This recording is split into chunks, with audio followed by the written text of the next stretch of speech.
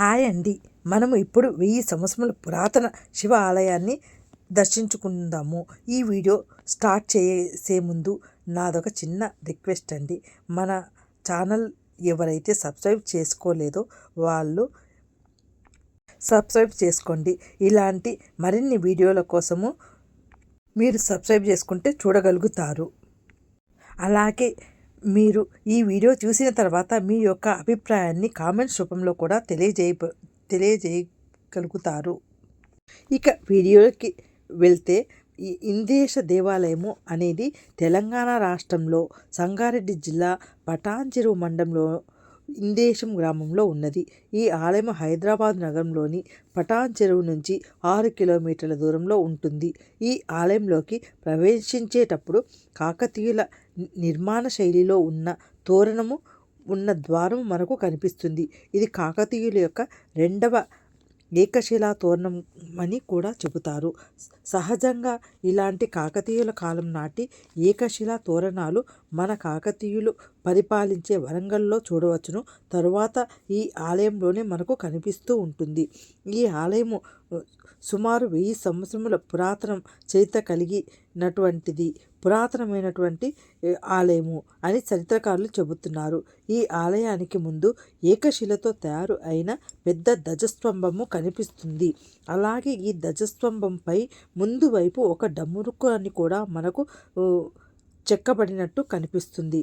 ఈ ధ్వజస్తంభము పరిసర ప్రాంతాలలో కూడా శివలింగాలు, అలాగే శివలింగాలకు సంబంధించినటువంటి పానివట్టాలు, విరిగిపోయిన పురాతన విగ్రహాలు కూడా చెల్లాచెదురు పడి ఉండటం కూడా మనము గమనించవచ్చును. దీనికి కారణం గుప్త నిధుల కోసము దుండగులు వీటిని ధ్వంసం చేసినారు. ఆ తర్వాత ఈ ఆలయం యొక్క చరిత్రను, ప్రాముఖ్యతను తెలుసుకొని గ్రామ ప్రజలు అందరూ సామూహికంగా ఒక కమిటీని ఏర్పాటు చేసుకొని ఆలయాన్ని పునరుద్ధరించినారు. అలాగే దుండగులు ధ్వంసం చేసిన ఒక పెద్ద శివలింగం కూడా ఈ ఆలయం ఆవరణలోనే పునఃప్రతిష్ఠించి ఈ శివలింగానికి ఎదురుగా ఒక అందమైన నందిని కూడా ఏర్పాటు చేసినారు. ఇక ఈ ఆలయంలో గర్భాలయానికి ఎదురుగా టీవీగా కూర్చొని ఉంటుంది. గర్భాలయంలో పరమశివుడు సర్వాలంక భూషితుడై మనకు దర్శనమిస్తూ ఉంటాడు. అలాగే ఈ ఆలయాన్ని ప్రదర్శన చేసేటప్పుడు దక్షిణామూర్తి, అర్ధనారీశ్వర స్వామి, లింగోద్భవ మూర్తి, ఇలా పరమశివుడు రకరకాల మూర్తి స్వరూపాలుగా మనకు దర్శనమిస్తూ ఉంటారు.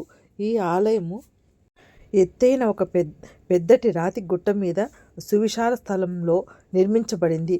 ఆలయ పరిసరాలు ప్రశాంతంగా చాలా ఆహ్లాదకరంగా ఉంటుంది.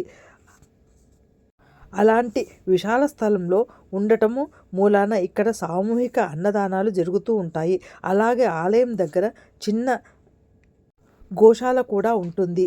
పర్వదినాలలో కాకుండా మిగతా రోజులలోనైతే చుట్టుపక్కల గ్రామాల ప్రజలు, వారి కుటుంబ సభ్యులు అందరూ వచ్చి ఇక్కడ స్వామివారిని ప్రసాదము వండి స్వామివారికి నివేదించి అందరికీ ప్రసాదాన్ని పంచడం కూడా మనము గమనించవచ్చును.